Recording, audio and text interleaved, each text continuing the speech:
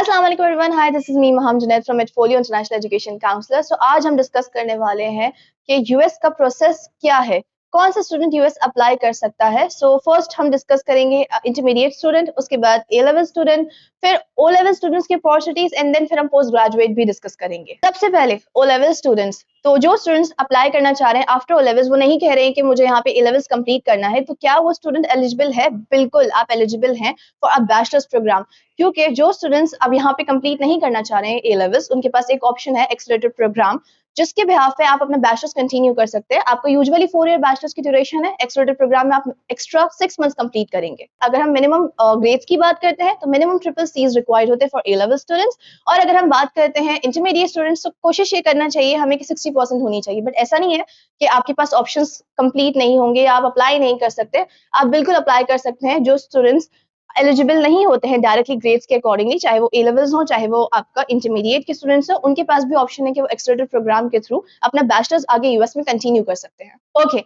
अब हम बात करते हैं फॉर पोस्ट ग्रेजुएट स्टूडेंट्स। तो यूजुअली मेरे पास जो स्टूडेंट्स आते हैं उनके पास या तो 2+2 डिग्रीज होती है या प्रॉपर 4 ईयर बैचलर्स डिग्री होती है। तो ऐसा नहीं है जो स्टूडेंट्स 2+2 डिग्री कंप्लीट कर आ रहे हैं उनके पास कोई ऑप्शंस नहीं है, बिल्कुल ऑप्शंस है। हाँ, ऑल्दो हर यूनिवर्सिटी अवेलेबल नहीं है, but there are some universities जो आपको 2+2 पे भी एडमिशन दे रही हैं। और मिनिमम अगर हम बात करते हैं 4 ईयर बैचलर्स डिग्री के स्टूडेंट की, तो मिनिमम जो रिकमेंडेशन है वो 2.5 की होती है, बट आपकी हर यूनिवर्सिटी का ग्रेडिंग स्केल डिफरेंट है, तो इवैल्यूएशन हम कर सकते हैं। पॉसिबल है कि आपका परसेंटेज कन्वर्जन डिफरेंट हो, बट रिकमेंडेशन इज 2.5। ओके, अब डिस्कस कर लेते हैं कि प्रोसेस स्टार्ट कैसे करना है।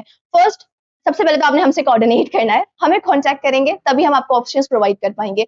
जैसे ही आप हमसे कोऑर्डिनेट करते हैं, हम फर्स्ट ऑफ ऑल आपको काउंसलिंग प्रोवाइड करते हैं, बिकॉज आपकी प्रोफाइल और आपकी क्वालिफिकेशन बहुत मैटर कर रही होती है, और स्पेसिफिकली ये भी मैटर कर रहा होता है कि आप किसी लोकेशन को देख रहे हैं। ठीक है, सो फर्स्ट जैसे हम डिस्कस कर रहे होते हैं कि आपने ये प्रोफाइल है, उसके बाद आपको ऑप्शंस प्रोवाइड किए जाते हैं जो कि तकरीबन आपकी प्रोफाइल के अकॉर्डिंगली मैच होते हैं, और उसके बाद आप उन ऑप्शंस में से यूनिवर्सिटीज शॉर्टलिस्ट करते हैं आपकी अपनी और हमारी रिकमेंडेशन के साथ, हम उसे फाइनल कर रहे होते हैं। आफ्टर फाइनलाइजिंग दी ऑप्शंस आप यूनिवर्सिटीज में अप्लाई करते हैं, हम आपके लिए ऑप्शंस शॉर्टलिस्ट करते हैं, उसके बाद यूनिवर्सिटीज में आपका अप्लाई होता है। आप 2-3 यूनिवर्सिटीज जितनी भी फाइनलाइज कर रहे होते हैं, अप्लाई होने के बाद आपको वेट करना होता है मिनिमम 2 to 3 वीक्स तक का कि आपको यूनिवर्सिटी आपका कंडीशनल ऑफर लेटर रिलीज कर दे। After receiving conditional offer letter, क्या कंडीशंस होती है? मोस्टली स्टूडेंट्स का ये सबसे बड़ा सवाल है। कंडीशंस में यूजुअली आपकी आइल्स की कंडीशन हो सकती है, जिसे आप लैंग्वेज प्रोफिशिएंसी कहते हैं। सेकंड कंडीशन आपकी बैंक स्टेटमेंट की होती है, और आपका स्पॉन्सर के डॉक्यूमेंट्स जो आपको स्पॉन्सर कर रहे हैं उनके एफिडेविट भी आपको रिक्वायर्ड होता है जब आपके पास कंडीशनल ऑफर लेटर यूनिवर्सिटी से रिसीव हो रहा होता है। तो इन कंडीशंस को क्लियर करने के बाद आपके पास यूनिवर्सिटी विद इन 2-3 वीक्स के अंदर ऑफर लेटर आपको कंप्लीट होने के बाद आपको I-20 रिलीज कर रही होती है। ठीक है, I-20 के बाद आपका नेक्स्ट स्टेज है वीजा फाइलिंग। उससे पहले आपको वीजा इंटरव्यू प्रिपरेशन कराई जाती है, बिकॉज वीजा इंटरव्यू बहुत मैटर कर रहा होता है यूएस में। फर्स्ट ऑफ ऑल स्टूडेंट्स की अपीयरेंस भी बहुत मैटर कर रही होती है, और साथ साथ स्टूडेंट का वे ऑफ टॉकिंग, और उसके अलावा आपका कॉन्फिडेंस बहुत मैटर कर होता है। इस बिहाफ पे हम आपकी वीजा इंटरव्यू प्रिपरेशन कराते हैं। वीजा इंटरव्यू प्रिपरेशन के बाद आपकी वीजा इंटरव्यू डेट बुक की जाती है, और आपको ऑन स्पॉट वीजा इंटरव्यू का डिसीजन पता चल जाता है। जिस दिन आपका वीजा इंटरव्यू होगा उसी दिन आपको आपका वीजा एक्सेप्ट है या रिजेक्टेड है, वो आपको उसी वक्त हाथों हाथ पता चल जाता है। ओके, अच्छा, अब हम डिस्कस कर लेते हैं इनटेक्स। क्या अवेलेबल इनटेक्स है in USA for under graduate degree and for a post graduate degree? So usually 3 intakes available है, जनवरी, मई एंड सितंबर। जो 2 मेजर इनटेक्स है वो आपके जनवरी एंड सितंबर होते हैं। यूजुअली आपको मल्टीपल यूनिवर्सिटीज मिल जाएंगी इन यूएसए जिसमें आपके पास मई इनटेक भी अवेलेबल है, बट जो आपका मेजर इनटेक है दैट इज जनवरी एंड सितंबर। अब हम डिस्कस कर लेते हैं post study work visa. US में 1 ईयर का पोस्ट स्टडी वर्क वीजा आपके पास अवेलेबल है। सेकेंडली, जो स्टूडेंट्स जिनकी डिग्री STEM एलिजिबल है, science, technology, engineering and mathematics, उन्हें एडिशनल 2 इयर्स का वर्क परमिट दिया जाता है।